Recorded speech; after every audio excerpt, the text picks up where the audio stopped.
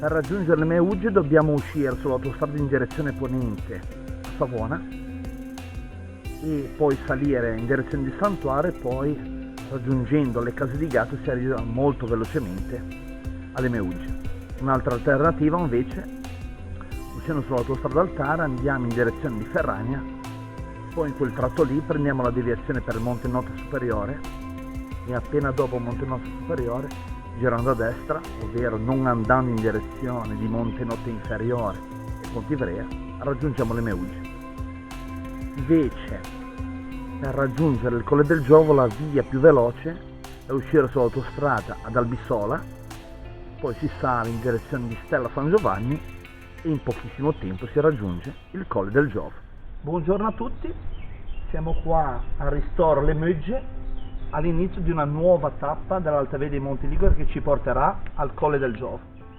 È sempre giusto ricordare la tappa precedente che, come ogni tappa, ha sempre veramente qualcosa di bello. La zona della Delasia, con partenza da Altare per arrivare fino qua. Proprio la parte finale con la Rocca della Delasia e la bellissima Faggeta è un ricordo indimenticabile. Però bisogna andare avanti, no? In compagnia oggi con me c'è, come al solito, Giuseppe e Federico, che ci accompagneranno in questa tappa che ci porterà fino al Colle del Giovo.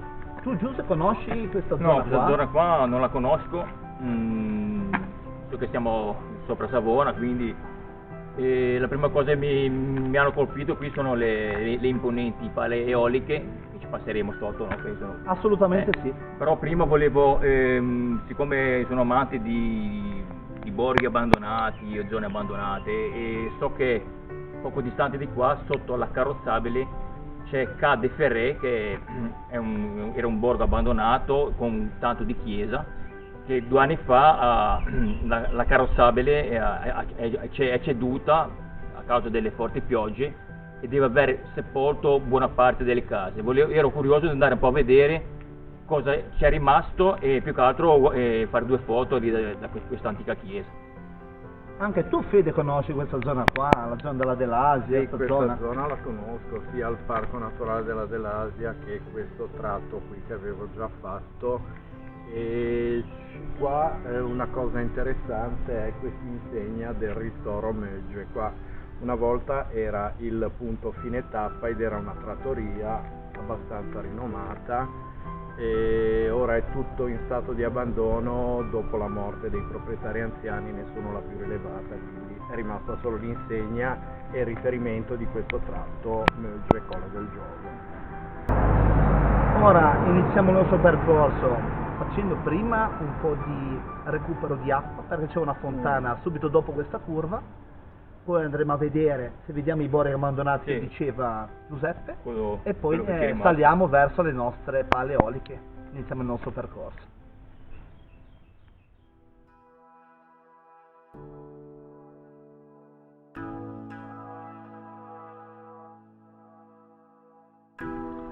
Ecco qua la fonte. Fonte d'acqua, fonte di vita. Ricarichiamo un po' d'acqua che ci viene bene durante il percorso, soprattutto col caldo, ma anche quando non c'è caldo, così bisogna bere tanto per evitare la disidratazione. Rispetto all'ultima volta che ero qua, noto che l'hanno sistemata questa fonte e si riesce a riempire molto meglio. Onore sempre a tutte le persone che creano situazioni favorevoli a noi combinatori, perché non è per nulla una cosa scontata. Deve essere bella fresca, Molto fresca.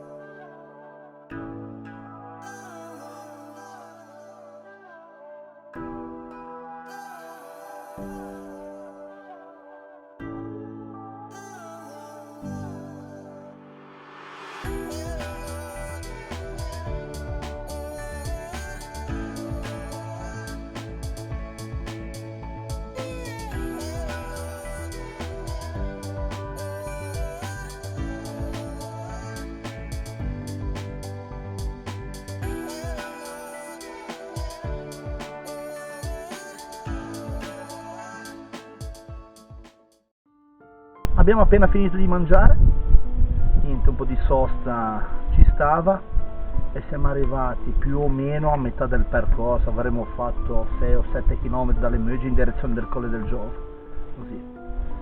Giuseppe, com'è stato questo tratto? Ti ha colpito qualcosa Sì, in particolare? a parte le classiche pale eoliche, Ce n'erano poche. Ce ne sono veramente tantissime. È stato un momento che abbiamo preso un po' di nebbia, ma niente di particolare. Questo qui è una bella zona, molto bella, mi piace qua che poi ci sono questi larici, questi piste, questa pineta. E abbiamo approfittato per mangiare un po' un boccone. Fede? Temperatura perfetta. Davvero? Vabbè, un pochettino di umidità dovuta alla nebbia che ogni tanto arriva, però direi che si sta benissimo, camminare così è l'ideale.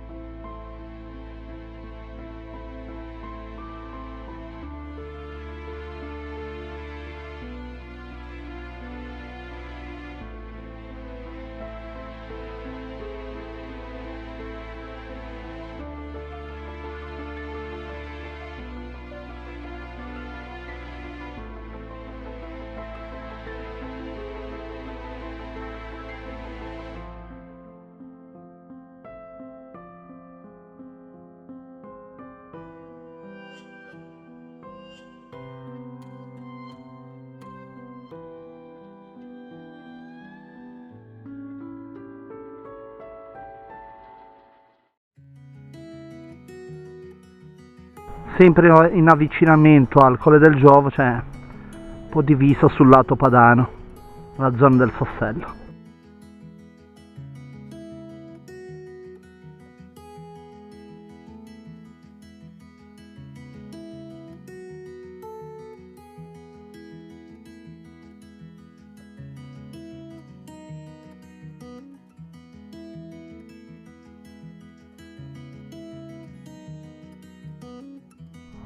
Abbiamo terminato anche questa tappa, il caldo ci ha risparmiato, ora sta uscendo un po' di sole dalle nuvole, però dai, durante il trekking abbiamo avuto fresco, venticello.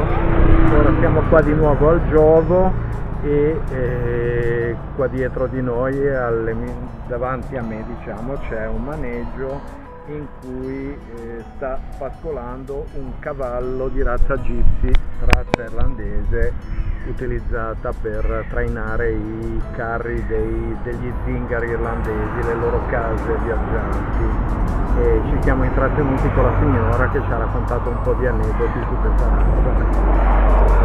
Direi che è stato un intermezzo simpatico. È vero, è vero, è vero. Sì, siamo arrivati a fine tappa così. Vuoi raccontare te prima, Giuseppe, le cose che ci sono rimaste della tappa in particolare? Abbiamo fatto un bel giro per costa, siamo passati sotto a diverse pale eoliche, come ho già ripetuto, e poi abbiamo raggiunto anche il Forte Bruciato, abbiamo dato un'occhiata, c'è infatti il percorso napoleonico, cioè abbiamo quelle segnavie giallo fatto incrociato. Ho imparato questo segnavia che io non conoscevo, e il percorso napoleonico praticamente noi abbiamo, percorrendo l'alta via, abbiamo anche ripercorso il sentiero napoleonico. Qua infatti abbiamo il Forte Tagliata, il Forte Bruciato l'abbiamo appunto visitato. In queste zone qua ci sono la bellezza di 6 fortificazioni. Esatto. Che dire di questa tappa? Intanto ringrazio come sempre i miei compagni di viaggio, anche l'operatore che non vuol farsi riprendere così, lo rispettiamo totalmente. La cosa che mi viene da dire, perché hanno già detto tutti i miei compagni, è che questa è una tappa molto comoda per chiunque, perché è sostanzialmente nel bosco, dove anche in questa stagione, se anche ci fosse caldo, non se ne prende tanto, perché tanti lo patiscono, ed è proprio una tranquilla passeggiata di salute con Magari l'ultimo pezzetto un po' in discesa nella zona del Forte Bruciarma, niente di che da preoccuparsi, da consigliare assolutamente. Certo.